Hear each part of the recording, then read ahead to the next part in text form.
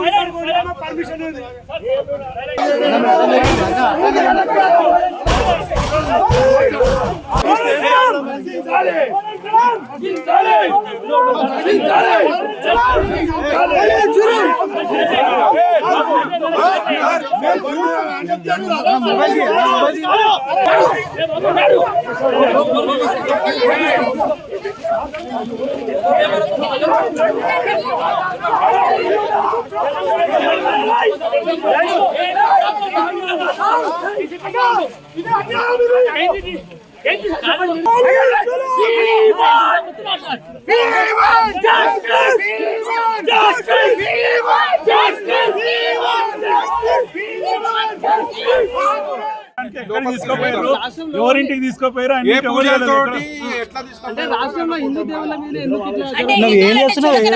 హిందూ వ్యతిరేక ప్రభుత్వం కాంగ్రెస్ అందుకొరకు చేస్తుంటారు. అదే ఓఎస్సీ కాలేజ్ మీదకి పోవచ్చు కదా. నిజంగా ఇట్లా వాళ్ళకి చిత్తశుద్ధి ఉంటే ఇలాంటి చేసే వాళ్ళు ఇది ఎన్నో ఇయర్స్ బ్యాక్ నుంచి వాళ్ళ తాతల కాలం నుంచి చేస్తున్నటువంటి ఈ యొక్క కార్యక్రమాన్ని మా అంటే వాళ్ళు కొంచెం ఈ పండుగ చేయబట్టి కొంచెం పైన ఒక షెడ్ వేసిరు. దానికి వచ్చి మొత్తానికి తీసి పడేసి అదే అంటున్నా కదా వాళ్ళ దగ్గర తెలివి ఉంటుంది. ఈ యొక్క ప్రభుత్వము అతి తెలివితోని బోనాలు చేసుకున్న తర్వాత వాళ్ళు అక్కడ పండుగ పెద్దగా చేసుకుంటున్నారు, ఇది పెద్దగా అవుతున్నది అనే ఉద్దేశంతో మైనారిటీ నాయకులు ఇక్కడ ఉన్నటువంటి మైనారిటీ నాయకులు చుట్టుపక్కల ఉన్నటువంటి నాయకులు చెప్పుడులా రాత్రి 3ంటికి వచ్చి చేయవలసిన పనే ఉన్నది. రాత్రి 3ంటికి మీరు చెప్పొచ్చు కదా వాళ్ళకి వచ్చి మీరు కావాలంటే ఈ మూలకి యూజ్ చేసుకోండి చెప్పొచ్చు కదా. కావాలంటే చిత్తశుద్ధి ఉంటుంది లేదు కాబట్టి ప్రభుత్వం మైనార్టీలకు సపోర్ట్ చేస్తూ ఇక్కడ ఉన్నటువంటి చుట్టుపక్కల ఉన్నటువంటి నాయకులు తీసుకొచ్చి వాళ్ళు వచ్చిన సౌండ్ కి వాళ్ళు మంచిగా గ్రాండ్ గా అవుతున్నాయి ఫెస్టివల్ అని చెప్పేసి వాళ్ళు కావాలనే దురుద్దేశంతో చేసినటువంటి ఈ యొక్క ప్రభుత్వం యొక్క దుశ్చర్య. ఈ యొక్క మన ఎంఆర్ఓ గారు ఇక్కడికి వచ్చిన తర్వాత గవర్నమెంట్ వర్క్ మీద వచ్చింది అనుకుందాము, వస్తే ముందర ఇంట్లోకి పోయి వాళ్ళు ఎవరెవరు ఇంట్లోకి పోవాల్సిన అవసరమే ఉన్నది. ఏదైతే ఉన్నది ఈ గుడి గురించి అనేది తెలుసుకుందామని మీ అందరం కలిసి హిందూ బంధువులందరూ కూడా రావడం జరిగింది. దాన్ని నిజం తెలుసుకుందామంటే సిఐ గారు ఏం చెప్పారు అంటే మీరు కొంచెం సేపు వెయిట్ చేయండి ఎంఆర్ఓ గారు వస్తున్నారని చెప్పారు. కానీ వాళ్ళు వేరే విధంగా ఎంఆర్ఓ ఫోన్ చేయలేదు. కాంగ్రెస్ గవర్నమెంట్ వాళ్ళకి ఫోన్ చేసి మైనార్టీ గవర్నమెంట్ వాళ్ళకి ఫోన్ చేసి ఏం చేస్తే మంచిగుంటుందని తెలుసుకొని వాళ్ళు ఇప్పుడు చేస్తున్నారు. వదిలిపెట్టేది లేదు. మా దగ్గర పెద్ద పెద్దలు రాబోతున్నారు. భారతీయ జనతా పార్టీ ఎప్పటికీ ఇలాంటి కార్యక్రమాలకి అండగా ఉంటుందని మీ అందరికి తెలియజేసుకుంటున్నాను.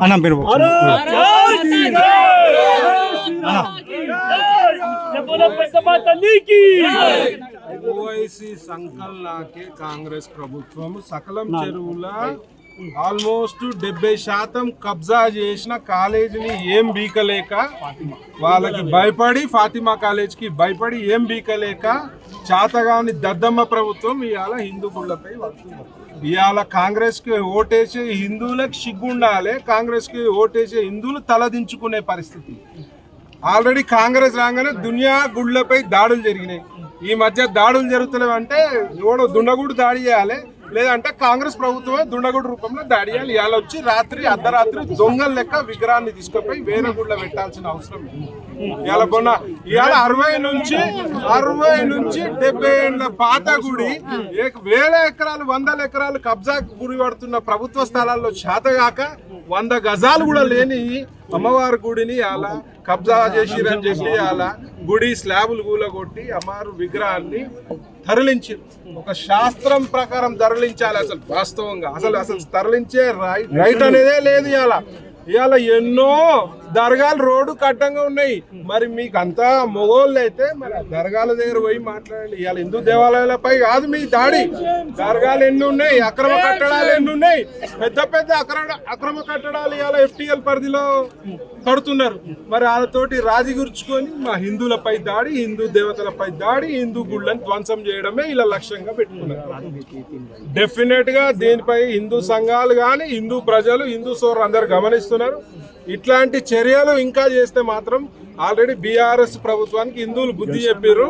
ఇవాళ ఈ ప్రభుత్వానికి కూడా బుద్ధి చెప్పే పరిస్థితి. గతంలో ముత్యాలమ్మ టెంపుల్ కావచ్చు, అనేక టెంపుల్ జరిగినప్పుడు ఎట్లాంటి యాక్షన్ తీసుకుంటారు? ఏముండదు ఇలాది యాక్షన్. ఎందుకంటే హోమ్ మినిస్టర్ ఓవర్ ఇక్కడ రాష్ట్రానికి రేవంత్ రెడ్డి గారు కాదు home minister, Asaduddin Owaisi brothers. వాళ్ళ కనుసైగలనే నడుస్తుంది ఏమైనా సరే. ముఖ్యంగా హిందువుల గుళ్ళపై దాడి మాత్రం వాళ్ళ కనుసైగలనే నడుస్తుంది అని చెప్పి ఈ సందర్భంగా తెలియజేస్తున్నా. మరి మీకు అంతా పెద్ద పోటుగాళ్ళు అయితే పోయి ఆ సకలం చెరువుల కబ్జా గురిపడ్డ ఆ యొక్క కాలేజీని కూల్చి మీ యొక్క చిత్తశుద్ధిని చాటుకోమని చెప్తున్నా. హిందూ గుళ్ళ స్పందించాలి. వేరే పార్టీ స్పందించరు. వేరే పార్టీలో హిందువులు నాయకులు ఉన్నారు, గుళ్ళు పోతారు, దండాలు పెట్టుకుంటారు. కానీ ఏదైనా గుడిపై దాడి చేస్తే మాత్రం రారు. ఎందుకంటే వాళ్ళకి పదవులు ముఖ్యం. బీజేపీకి పదవులు ముఖ్యం కాదు, మాకు హిందుత్వం ముఖ్యము, మా హిందూ సోదరులు ముఖ్యం. ఈ రోజు అమ్మవారితో పెట్టుకున్న వాళ్ళ ప్రతి ఒక్కరికి గట్టిగా సమాధానం దొరుకుతూనే ఉంది. ఈ రోజు అమ్మవారి సాక్షిగా ఓనం ఎత్తుకున్న ఆడపిల్లల కన్నీరును పెట్టించిన ఈ ప్రభుత్వం తొందరలో కూలిపోతుంది.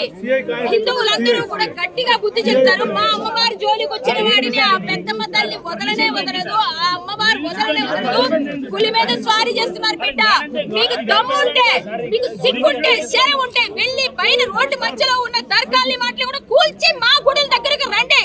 మా హిందువులు జోలికి వచ్చిన వాడు ఎవరు బాగుపడ్డట్టు చరిత్రలోనే లేదు. పూర్వకాలం నుంచి 80 సంవత్సరాల నుంచి ఇక్కడ పూజలు జరుగుతుంటే ఆడపిల్లల కన్నీరుతో 100 గజాల స్థలంలో మీరు ఇక్కడ కబ్జాలు చేస్తున్నారని చెప్పేసి వాళ్ళనందరినీ లోనికి వెళ్ళని కూడా తీవ్రవాదులా ఇక్కడ ఎవరైనా తీవ్రవాదులు పనులు చేస్తున్నారా? ఎవరి దగ్గర సొమ్ము పడేసుకున్నారా? సిగ్గుందా మీకు? అసలు అమ్మవారి జోలికి వస్తున్నారు. 100 గజాల స్థలం వాళ్ళకి ఇచ్చి కట్టుకోండి అని చెప్పడానికి మీకు నోరు రావడం లేదా? ఇంతమంది 2-3 రోజులుగా ఇన్ని కష్టాలు పడుతూ, ఇంత బాధపడుతూ అమ్మవారి కోసం పోరాడుతుంటే హిందువులతో మీ కనీసం కనికరం కూడా అనిపించట్లేదా?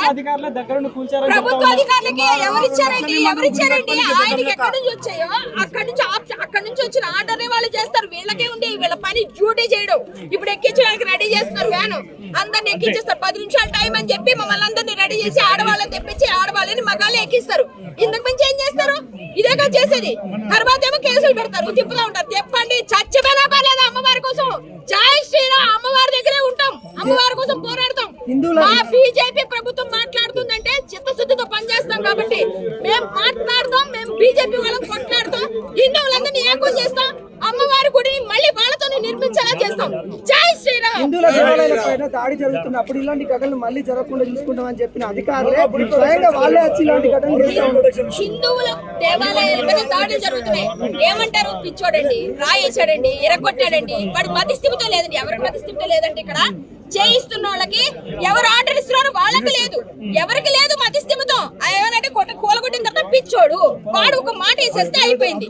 పిచ్చోళ్ళ అందరూ మేము పిచ్చోళ్ళు అమ్మగలం. మేము పిచ్చోళ్ళు అయితే ఎలా ఉంటుందో చూపించమంటారు? ఒక్కసారి హిందువులు పిచ్చోళ్ళు అయితే ఎట్లుంటుందో చూపించమంటారా?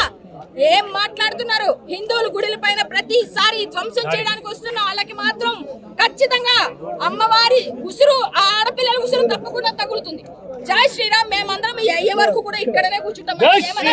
జై Shriram. MLA colony Banjara Hills road number 12లో ఏదైతే అమ్మవారి టెంపుల్ చాలా కాలంగా తరతరాలుగా ఇక్కడ బస్తీ వాసులందరి కొలుస్తున్నటువంటి ఒక దేవాలయాన్ని అతి నిర్దాక్షిణ్యంగా ఇవాళ ఈ కాంగ్రెస్ ప్రభుత్వం దాన్ని కూలగొట్టడం జరిగింది. దానికి నిరసనగా నిన్న మేము, ఎందుకంటే ఎవరికి తెలియకుండా చేసినటువంటి ఈ కార్యానికి మాకు సమాచారం అందిన వెంటనే మేము ఇక్కడి బస్తీ వాసులు, తర్వాత మన బీజేపీ కార్యకర్తలు కొందరు ఇక్కడికి వచ్చి ఏదైతే దానికి నిరసనగా మేము ఆపడానికి ప్రయత్నిస్తే అతి దారుణంగా చాలా మందిని నిర్దాక్షిణ్యంగా అరెస్ట్ చేసి ఒకరిని బొల్లారంలో మరొకరిని అల్వాల్లో ఇట్లా తిప్పి వారందరి వాళ్ళ కుటుంబాలన్నీ కూడా ఇక్కడ రోడ్డు మీద నిలబడి నిన్న రాత్రి వర్షంలో మేము చేసినటువంటి ధర్నాకు పోలీసు వాళ్ళు వచ్చి వాళ్ళు సవినయంగా వాళ్ళు చెప్పినటువంటి విషయం ఏమిటంటే ఏసీపీ శ్రీనివాస్ గారితో కూడా నిన్న మాట్లాడడం జరిగింది. వారు నిన్న మాకు అష్యూరెన్స్ ఇవ్వడం జరిగింది. ఏమని అంటే రెవెన్యూ డిపార్ట్మెంట్ వాళ్ళు ఎవరైతే ఈ కార్యానికి పూనుకున్నారో వాళ్ళతో ఇవాళ మీటింగు అరేంజ్ చేయబడుతుంది అని అన్నారు. ఆ ఆశ్వాసనతో మేమందరం కూడా ఇక్కడ ఉన్నటువంటి చాలా మంది మహిళలందరూ కూడా నా మాటకు, తర్వాత బంజారా హిల్స్ లో ఉన్నటువంటి మిగతా నాయకుల మాటలకు, తర్వాత నిన్న మన మాధవిలత గారు పాపము మధ్యాహ్నం నుండి కూడా వారు చేసినటువంటి నిరసనకు వారిని అతి కష్టం మీద ఒప్పించి తర్వాత మేము విరమించాము.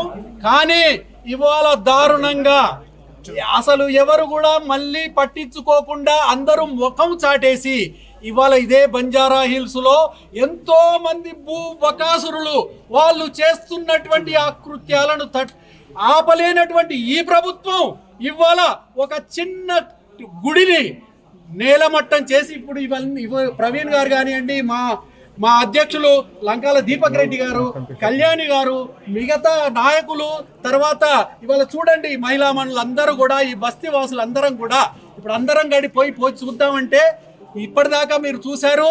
ఇవాళ పోలీస్ వాళ్ళు ఏదైతే దారుణంగా ఎవరిని అలౌ చేయకుండా మా 4-5 పంపించారు. కానీ మా ఆశ్చర్యానికి ఏమిటంటే అక్కడ ఏమీ లేకుండా చేశారు.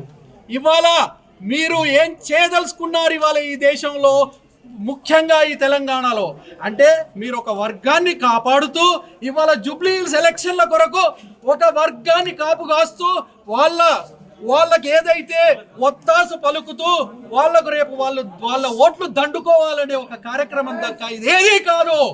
ఇవాళ హిందువుల ఓట్లు వద్దు అని అనుకుంటున్నారా? రండి, ఆ మాట మీరు నిజానికి చెప్పదలుచుకుంటే ఖచ్చితంగా చెప్పండి. అప్పుడు అందరూ కూడా వాళ్ళ నిర్ణయం వాళ్ళు ప్రకటిస్తారు. విగ్రహం చెప్పడం ఏమీ లేదండి.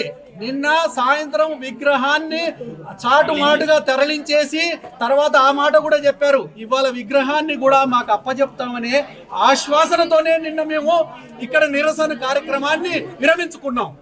ఇవాళ మా మిత్రులైనటువంటి మా సెంట్రల్ జిల్లా అధ్యక్షులు లంకాల దీపక్ రెడ్డి గారు, తర్వాత ప్రవీణ్ గారు, తర్వాత కళ్యాణి గారు, మిగతా నాయకులందరం కూడా ఇవాళ ఇక్కడికి చేరుకున్నది కూడా మాకు ఆ విగ్రహాన్ని ఇస్తారని, తర్వాత మాకు రెవెన్యూ డిపార్ట్మెంట్ తో మీటింగ్ అరేంజ్ చేస్తారని మేము అనుకుంటే ఇవాళ మీరే చూస్తున్నారు మీడియా సాక్షిగా ఇక్కడ ఎవరు కూడా వచ్చి మాకు చెప్పే వాళ్ళు లేరు.